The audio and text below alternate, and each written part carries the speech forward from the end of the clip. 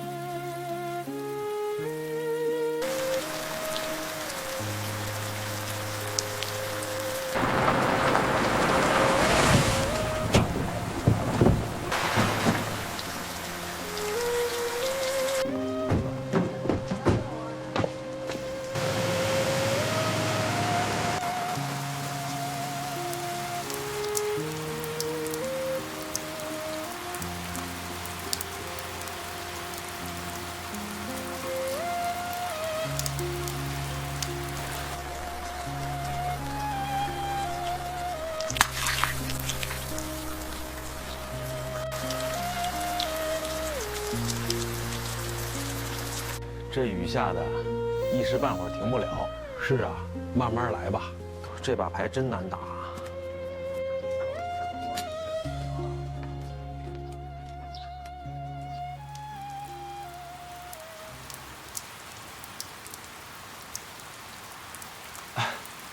先生，您去哪儿？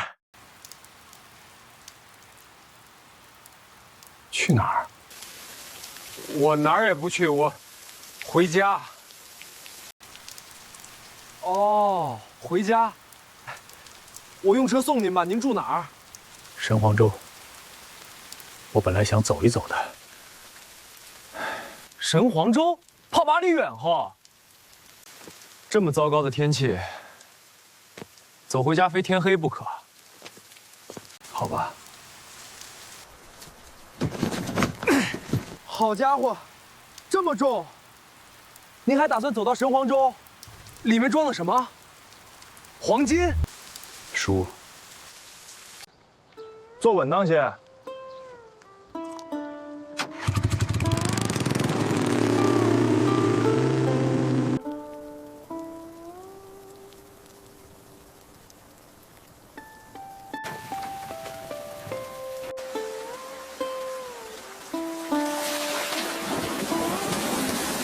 您带很久没回来过了吧？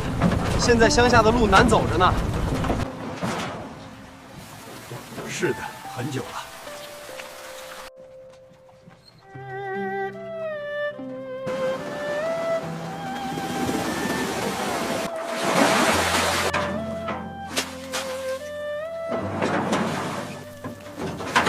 是啊，那时候真没想到变成了这个样子。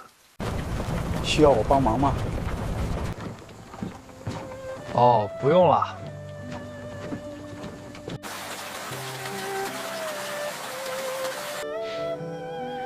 这次我可真的没办法了，您得自己走回去了。这不能怪你。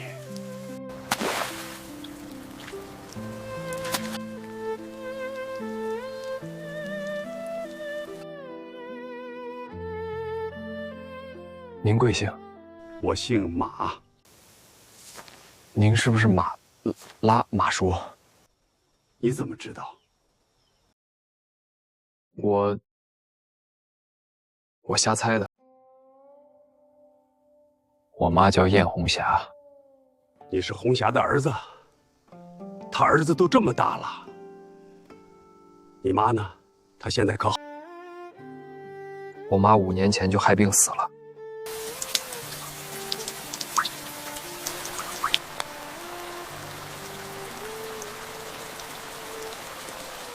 红霞就死了，她比我还小2岁啊。当初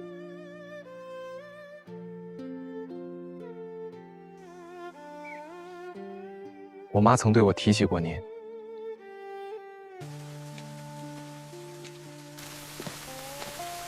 你叫什么名字？我叫包小丽。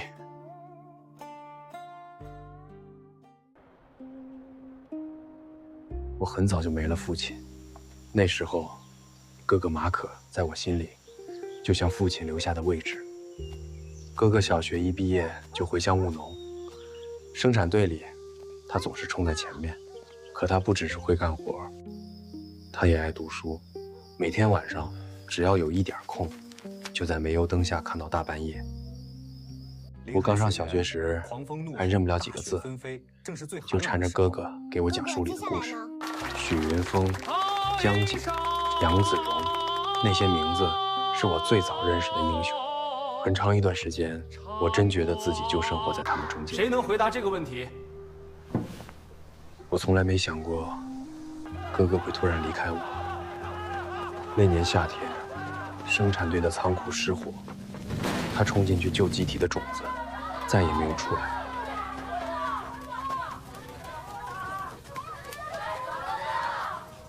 从那以后，我心里像空了一大块。我说话开始结巴，身体也相比同龄人慢了半拍。生产队的拼协主席郭大碗收留了我才算又有了一个家。直到后来遇见陆老师，我才觉得那块空白，好像又被什么东西轻轻照了一下。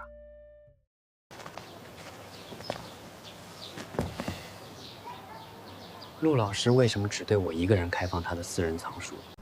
我那时候并不知道，也许是因为我爱读书，也许是因为他看见了一个从农村来的穷学生心里那点藏不住的饥渴。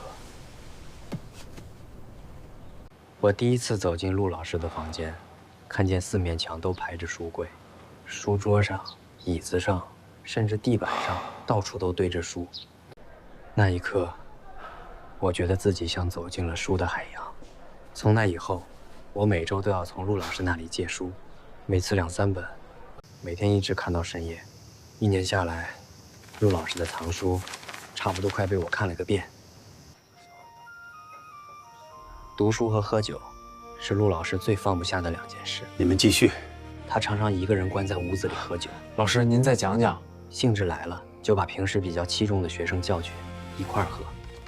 喝到7、8成醉，他便像演员一样站到屋子中央，清一清嗓子，开始朗诵雪莱的《西风颂》。冬天来了，春天还会远吗？最后一句朗完，他双手高高举起，仰头朝向天空，像一只展翅欲飞的鲲鹏。我和在场的同学都被他身上那种热血沸腾的气息镇住了。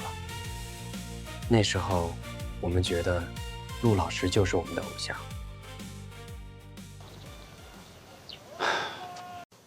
文学是理解世界的钥匙。在文学社的同学中间，跟我关系最好的是丁有朋。上些收毽子奖。马拉，我跟你说哈，写文章这事儿啊，你是真行。你又想让我帮你写什么？不是写文章，就是几句话，几句特别要紧的话。丁有朋的父亲是县里的干部，他自己也当了班长和学生会主席。他爱出风头，交际能力强，几乎跟我完全相反。可我们2个人偏偏成了朋友。走下，他能把人聚起来，我能把书读进去。我的学问好，丁有朋的人脉广，也许就这么简单。失去哥哥以后，陆老师无疑是我遇到的另一位人生导师。在我心里，哥哥的影子慢慢退远，变成了一个越来越模糊的背景，而陆老师的形象却一天天高大起来。他让我相信，一个人只要读书，只要敢往外走，就可以从原来的命运里挣出来。直到后来，几乎取代了哥哥曾经在我心里的位置。我快毕业的时候，学校里发生了一件事：县文工团的一个女演员被陆老师搞大了肚子，投湖自尽未遂。后来向县教育委员会举报了他。陆老师的私生活在小小的沿河师范早已不是秘密，学校领导一向睁一只眼闭一只眼，因为他是难得的人才。但这一次不同了，有人差点因为他而死，而那家人大有来头。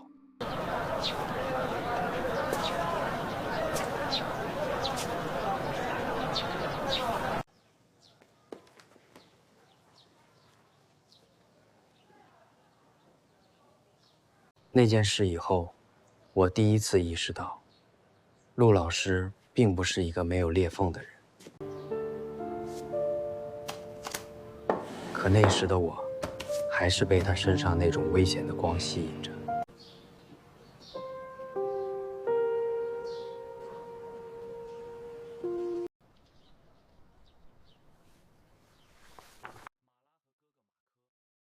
我和哥哥马可是娘从北方逃荒带到神荒州来的。哥哥比我大6岁，对我来说，他是哥哥，也是半个父亲，还是最早教我看世界的人。后来我上了高中，又考上沿河师范，成了村里第一个靠读书走出去的人。毕业后被分配在河口镇中学教书。那时候我以为这条江会一直这么流，哥哥也会一直在。那时候我以为自己这一生大概就要和粉笔、课本、作业本打交道了。后来有一阵子，我常去河口镇文化站。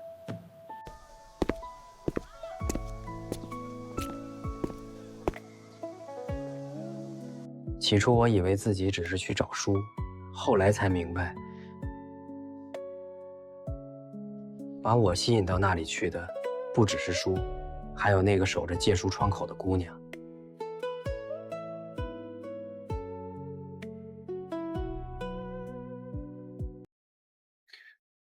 同志，我想借人民文学新一期的。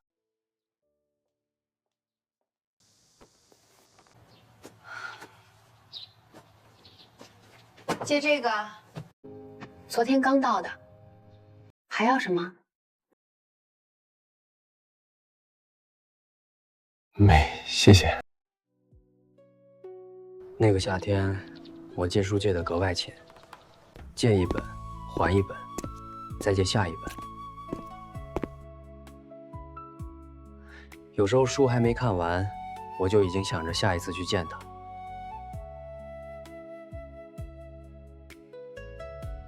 燕红霞从来没有问过我为什么来得这么勤，她只是低着头，默默在借书卡上盖章。院子里的那棵大桑树，倒像是看见了一切。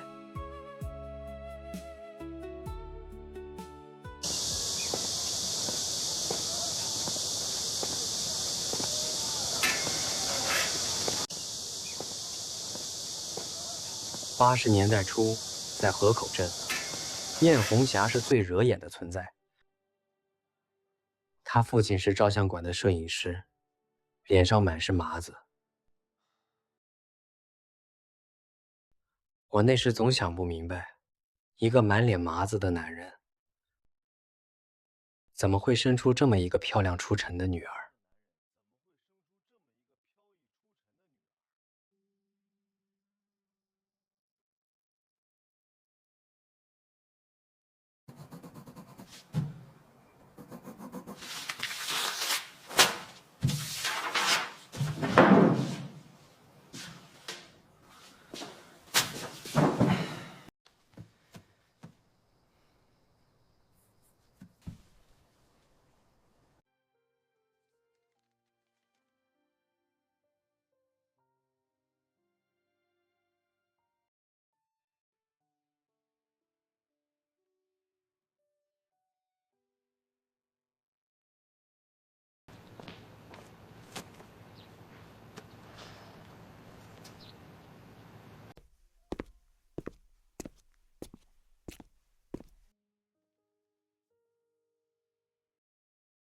还书。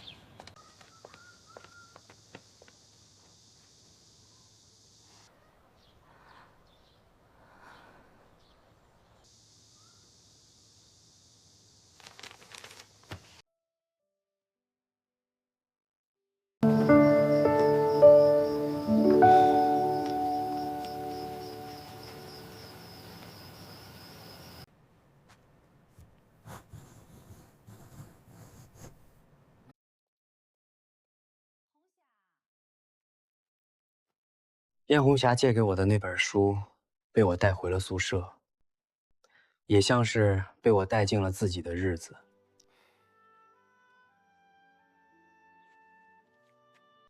我一页一页读，读到后来，分不清自己惦记的是书里的句子，还是递书给我的那个人。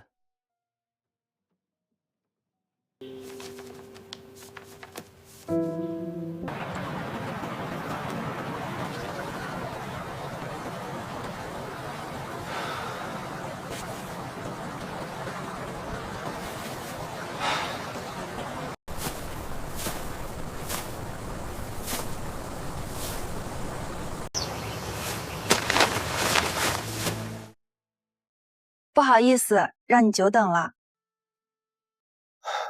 没关系，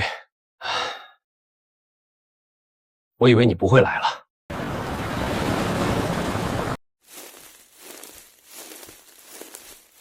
一开始我也这么想的，可你还是来了。我也不知道是怎么回事儿，一想到你要独自在黑暗中等待很久，我就觉得不忍心。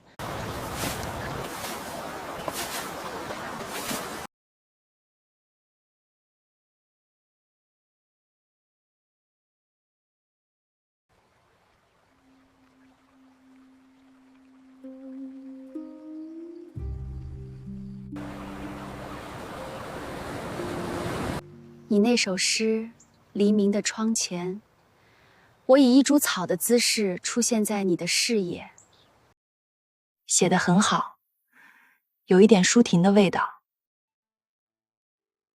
你也喜欢舒婷的诗？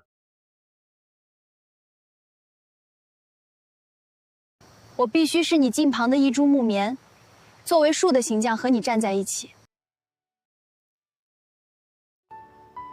根紧握在地下，叶相触在云里。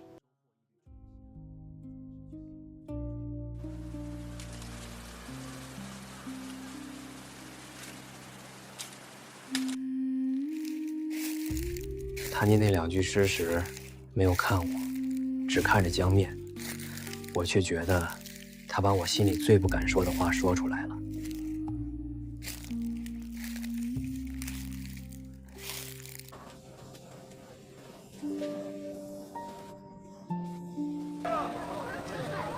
后来，我还请燕红霞在镇上新落成的露天电影院看过一场日本电影《人证》。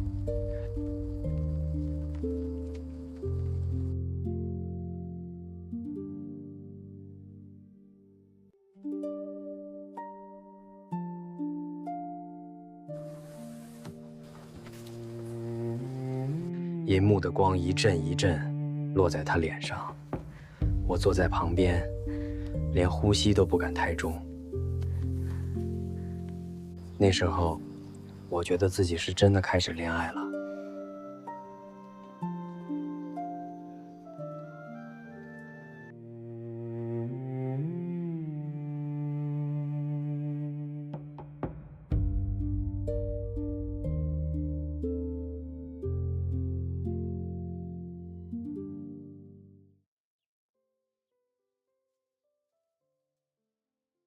在那之后，镇上出了一件轰动的事：照相馆的马脸摄影师，也就是燕红霞的父亲，被派出所抓走了。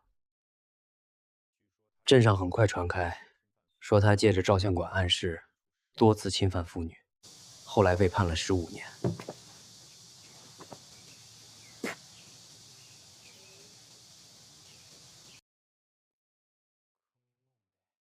燕红霞出嫁了，男人是河口镇酒厂的厂长，姓包，都50多岁了。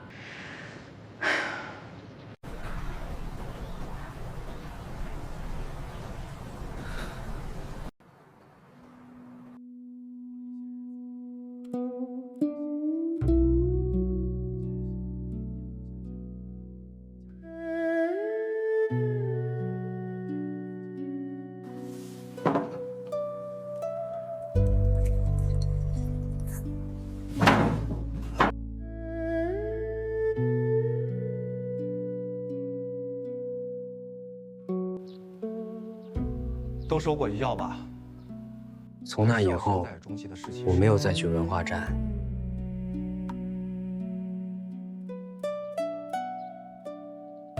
我一天到晚把自己关在那间不到10平米的寝室里，备课、上课、改作业。要是不出什么意外，我几乎认定自己这一辈子就要和粉笔打交道了。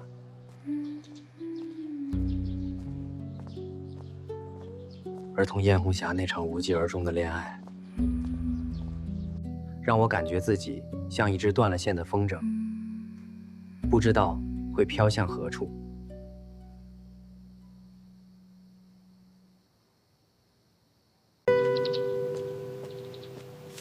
就在我最消沉，不知道路在何方的时候，陆老师来到了河口镇。你该读读这个。谢谢。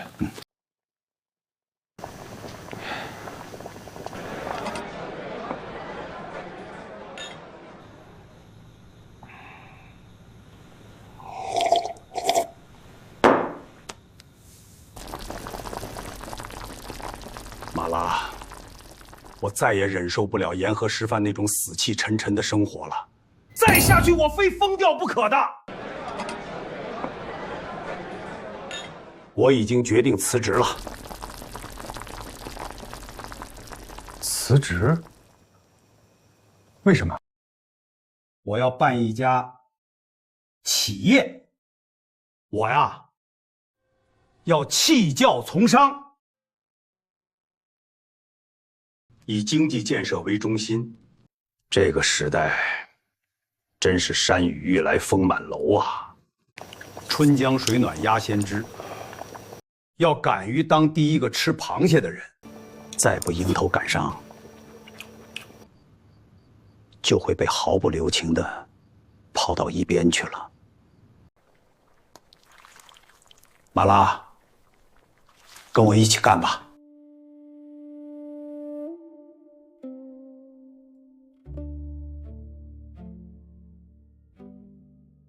老师，我跟着你干吧。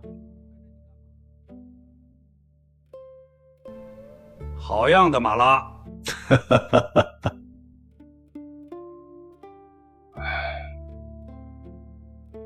从今天起，你就不再是我的学生，而是我的同志和战友了。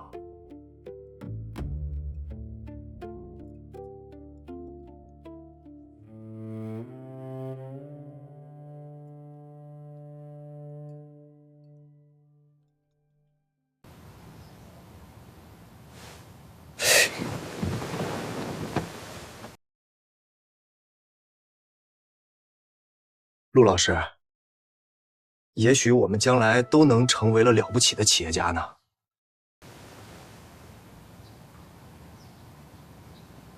企业家，当企业家只是第一步，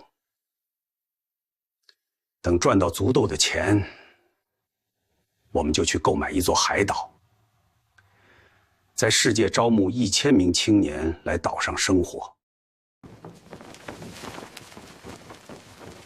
这座岛就叫理想国。岛上的每一个人都是平等的，平等享有教育、战和医疗，不分社会主义还是资本利，既不受国家的限制，也没有家庭的约束。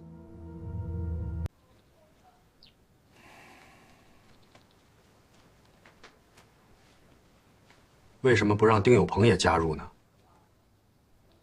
丁有朋和我们不是一类的人。他父亲是县委副书记，他们属于另外一个阶层，官僚阶层。那天晚上，在我那间简陋的宿舍里，我和陆老师抵足而眠。外面呼啸的夜风，像一群恶狗，不停地撕扯着用塑料纸糊的窗户，可我一点寒冷的感觉都没有。那一夜，我觉得自己又被什么东西点燃了。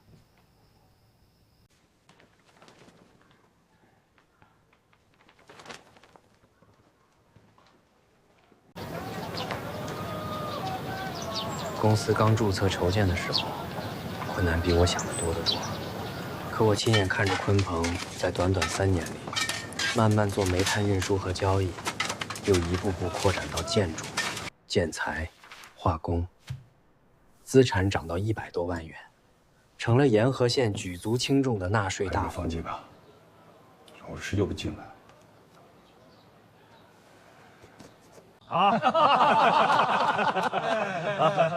来，为了鲲鹏，好，干杯！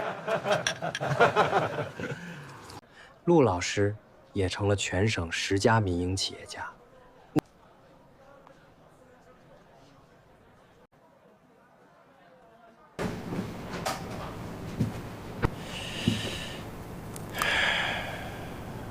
老师，我觉得这次应该捐。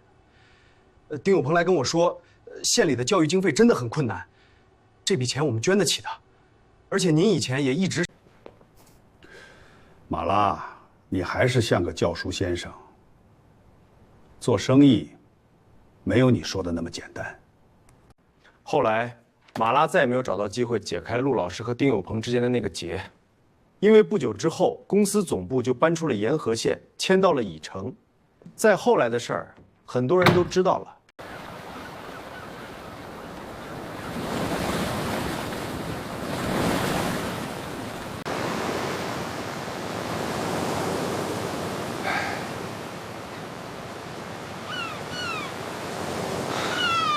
马拉，你听见了吗？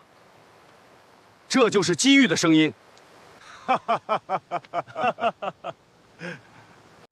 准备好了吗？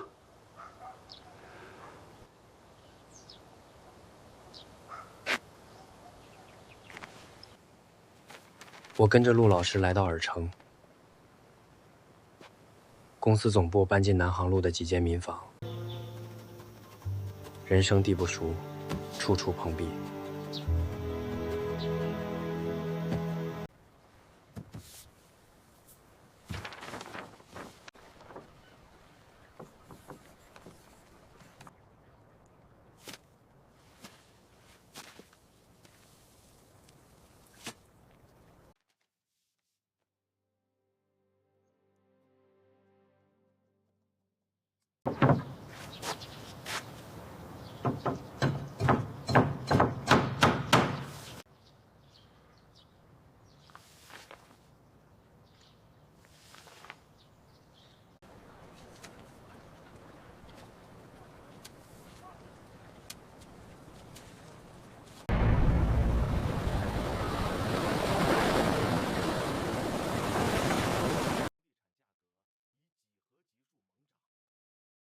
美，真美！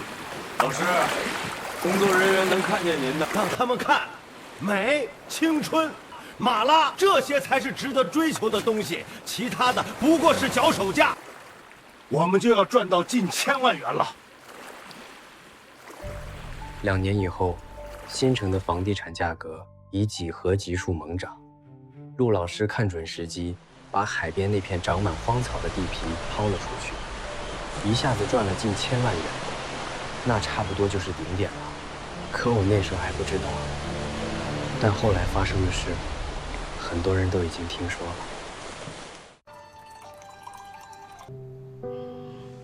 听陆总说你是神黄州人，你认识马科吗？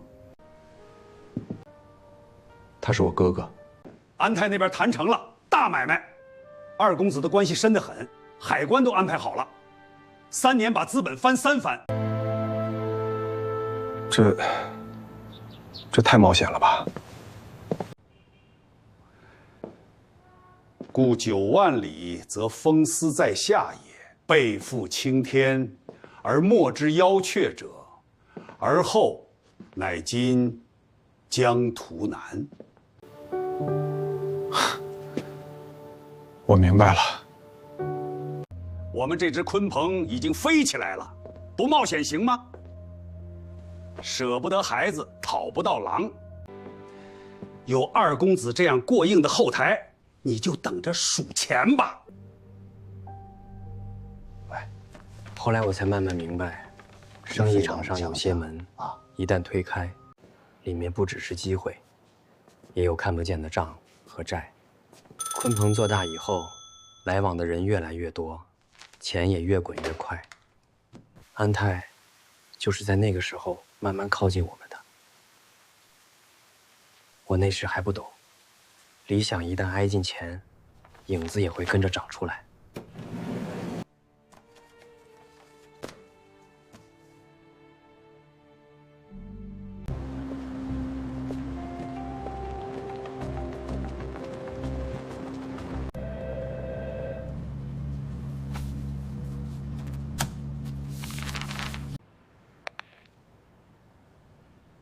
记住，绝对保密，对任何人都不能透露我们跟安泰公司的合作，包括公司的员工。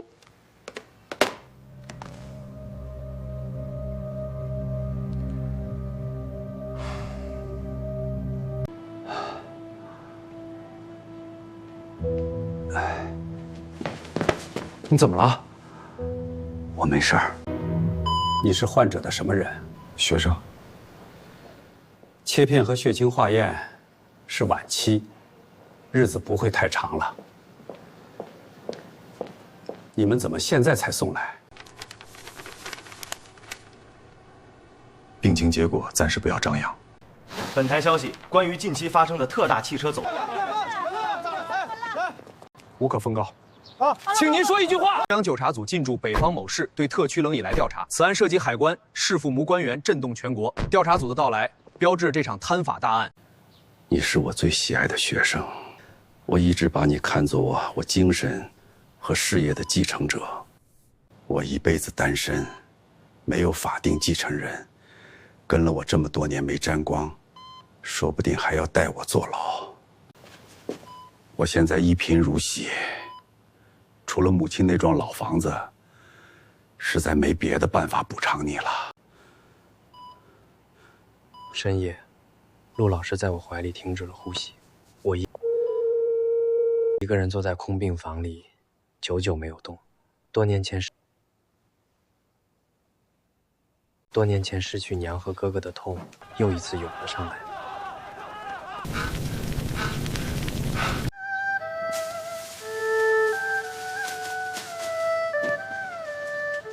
料理完陆老师后事的第二天，我被拘捕了。半年后，我以参与鲲鹏集团走私案的罪名被判处8年徒刑。这场影响全国的特大汽车走私案就此落下帷幕。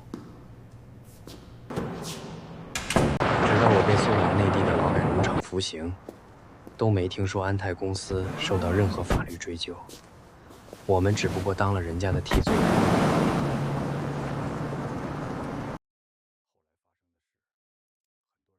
后来，陆老师的鲲鹏公司倒了，我顶了所有的罪，进了劳改农场。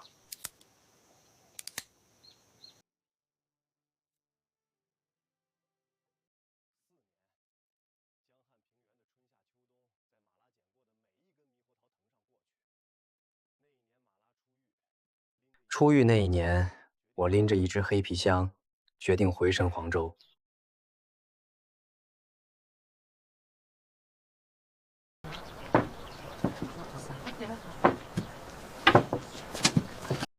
小朋友，你能告诉我大碗伯住哪儿吗？我不告诉你，你是谁？你不认识我，可你爸爸没准认识我。你骗人！我爸爸才不认识你呢，他到广东去了，你莫想抓住他！你莫想抓住他！蝌蚪儿，你瞎叫些么子？小心给你的舌头！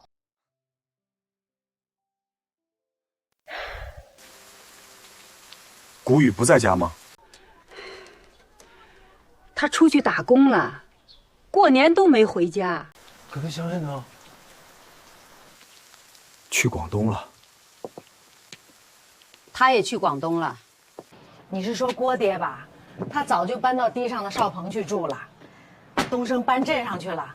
郭爹不愿意去享福，有墨子办法。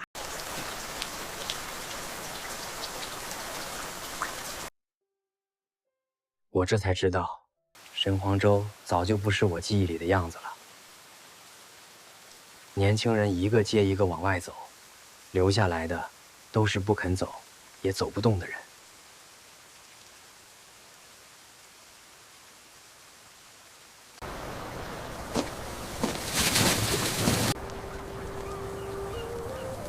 大婉伯是我少年时的半个亲人，哥哥走后，是他收留了我，也是他一直替我守着神黄州。我离开这里的时候，以为自己再也不会回来了，可大婉伯还在，就像一盏灯一样。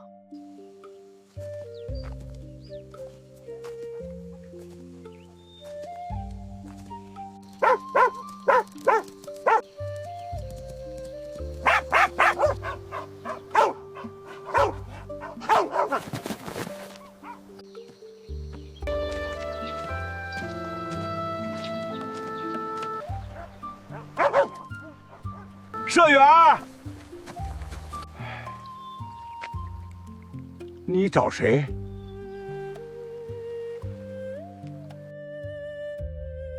大伯，我是拉子啊。拉子啊，你是拉子啊？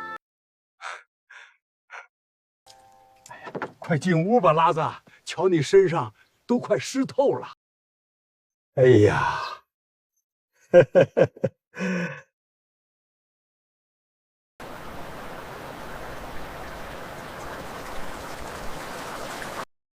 你还没吃饭吧？我这就做饭。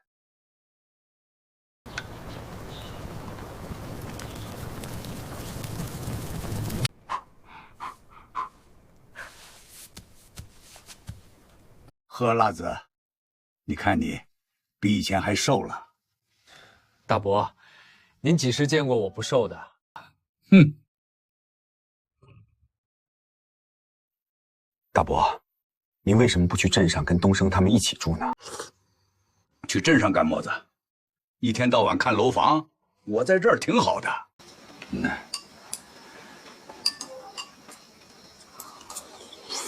拉子，前几年听村里人说你出了模子事儿，给抓进牢去了，我横竖不肯相信。大伯，这是真的。管他真的还是煮的，你现在不是好好的吗？拉子，你好不容易回来一趟，总该多待几天吧？我是要多待几天，我想留在神黄州，再也不走了。大婉伯把哥哥留下的东西交给我时，我才发现，很多我以为烧尽了的往事，其实一直埋在神黄州。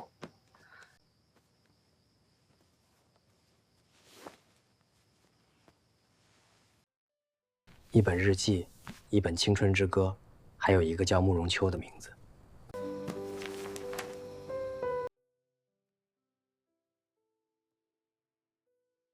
那些旧物不像证据，更像哥哥从很多年前伸过来的一只手，把我重新拉回他的青春里。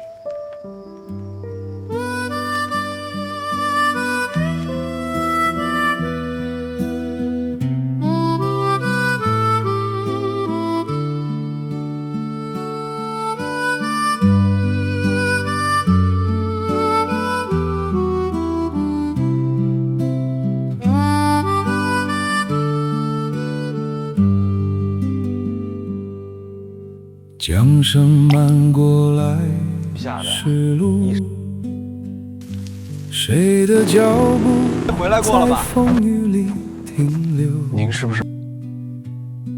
那年的日记，潦草的笔记，写着未完成的春秋，泥泞路上阴雨晴。还书。有人抬头数星星，谁把种子埋进泥土？你那首诗写得很好，作为树的性格。山丘，人世间多少沉浮，谁在地里你该读读这个。下希望，再下去我非疯掉不可的。长夜漫漫握紧手中的梦想，这座岛就叫离。等一场春风，后来马拉再到了禹城。人经历黑白交错，伤痛一世为世间是我最喜爱的学生。不问成败，你能告诉我大碗博主而去，只因那灯火阑珊处。你找谁？何辣子？有人歌哭。